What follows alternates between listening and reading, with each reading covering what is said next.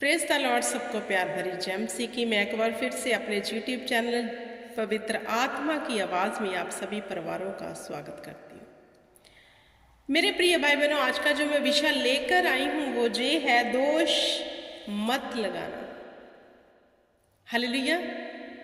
परमेश्वर कहते हैं दोष ना लगाओ। तो अब हमने अपने जीवन में देखना है, क्योंकि वचन ये बयान करता है कि आपके जीवन में परमेश्वर की कोई भी आज्ञा टूटी हुई नहीं होनी चाहिए। हालेलुया।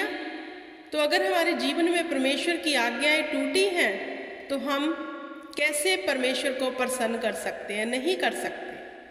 हालेलुया। अब ये परमेश्वर प्रभु यीशु मसीह ने कहा कि दोष मत लगाओ। अब देखना इस वचन के अनुसार क्या हम ऐसे हैं कि हम दोष नहीं लगाते? हालेलुया। आप मेरे साथ निकाल सकते हैं लूका की बुक, उसका 6 अध्याय। मैं उसकी 37 आयत से पढ़ूंगी। दोष मत लगाओ, तुम पर भी दोष नहीं लगाया जाएगा। दोषी ना ठहराओ तो तुम भी दोषी ना ठहराए जाओगे। क्षमा करो तो तुम्हें भी क्षमा किया जाएगा। तो मेरे प्रिय भाई बहनों, जहां वचन कहता है दोष मत लगाओ, अब हमने अपनी निजी जिंदगी में गौर करना है, क्या हम दोष लगाने वाले तो नहीं हैं? अगर हम ऐसे हैं कि हम दोष लगाने वाले हैं, दूसरों की आलोचना करने वाले हैं, हर वक्त हम आलोचना करते हैं, हर वक्त हम इसी चीज़ में जो है फंसे रहते हैं, तो हम परमेश्वर के वचन के अनुसार अपना जीवन व्यतीत नहीं कर रहे। हालेलुया। ज़्यादातर दोष लगाने की जो भावना है वो लेडीज़ में, बहनों में ज़्यादा पाई जाती है, क्योंकि हम अन्य जाति से निकले हैं और उस स्वभाव से बाहर आने के लिए हमें परमेश्वर की दया चाहिए। तो हम दया कैसे पा सकते हैं? प्रार्थना में जाकर, खुदा के आगे दीन होकर।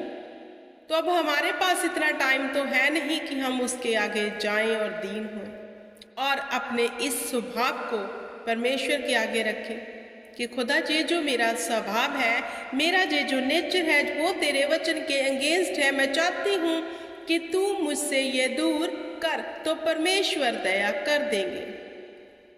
लेकिन बहुत लोगों को ये लगता है कि ये नॉर्मल बात है, लेकिन ये नॉर्मल बात होती तो परमेश्वर जहाँ पर ना लिखते कि दोष ना लगाओ, कि तुम पर भी दोष ना लगाया जाएगा। इसका मतलब, इस वचन का मतलब, अगर हम किसी को दोषी ठहराते हैं, किसी पर किसी चीज का दोष लगाते हैं, तो हम पर भी वह लगेगा। हालेलुया। तो मेरे प्रिय भाई बहनों, मैं आपको बताना चाहती हूँ, जो चीज हम किसी को गिव करते हैं वो हमारे पास भी वापस आनी है।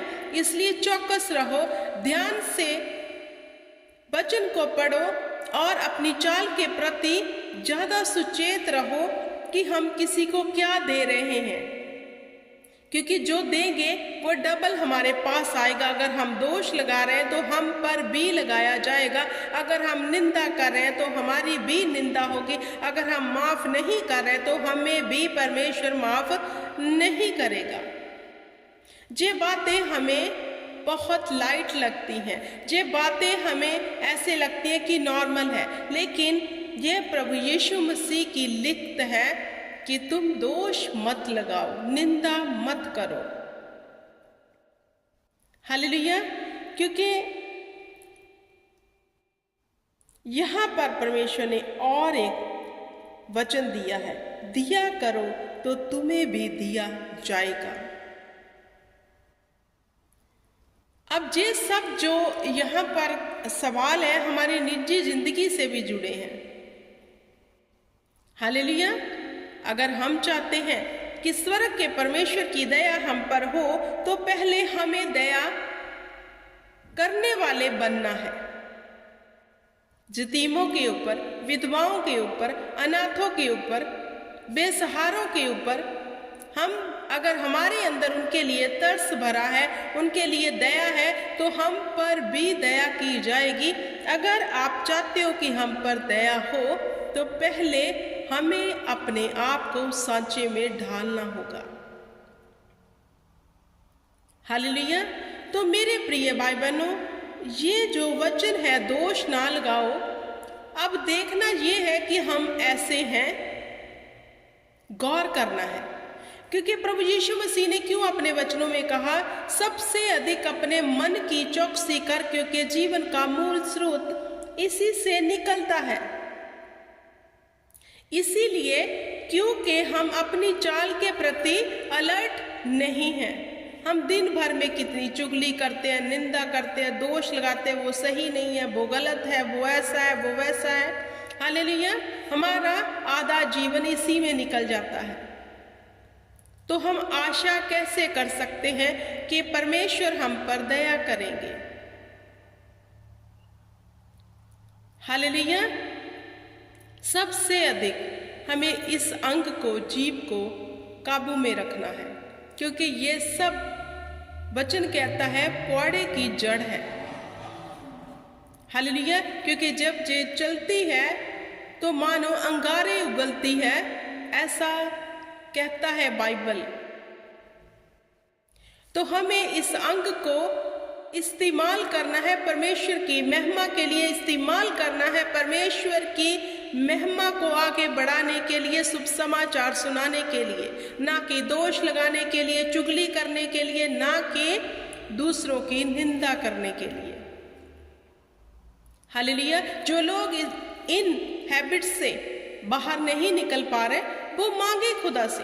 क्या हमारा परमेश्वर सुनता नहीं है? वो गूंगा है, वो बोला है? नहीं, वो सुनता है, वो देखता है, वो सब कुछ देख रहा है। लेकिन उसने कहा मांगो तो दिया जाएगा। इस हैबिट्स को परमेश्वर के आगे रखो। अगर आपके बीच में जो हैबिट है कि खुदा हम पर दया कर, हम इस स्वभाव से छुटकारा पाना चाहते हैं, हमारा स्वभाव ऐसा कर दे परमेश्वर जैसा स्वभाव तुम्हारा है। हालेलुया। मेरे प्रिय भाई बहनों, ये सच बात है, अगर आप दोष लगाने वाले हैं तो आप पर भी लगेगा।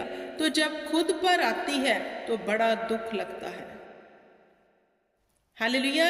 अगर हम चाहते हैं हम हर्ट ना हो, तो हमें भी किसी को हर्ट नहीं करना, क्योंकि ऐसा कुछ भी नहीं है जो छुपा रहेगा, वो उजागर होगा।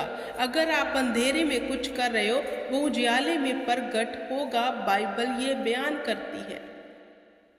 दोष हम कैसे लगाते हैं कि हमें कोई देख नहीं रहा, कोई सुन नहीं रहा, तो हम आपस में बातें करके दूसरे के ऊपर दोष लगाते हैं, लेकिन तब परमेश्वर सुन रहा होता है। हालेलुया। तो मेरे प्रिय भाई बहनों, इस स्वभाव से बाहर आओ, परमेश्वर की दया को मांगो, खुदावंद आप पे दया करेगा। इस वचन को यही समाप्त करती हूँ। शॉर्ट है, आई होप कि आपको समझ आ गया होगा। Hallelujah. Praise the Lord. God bless you everyone.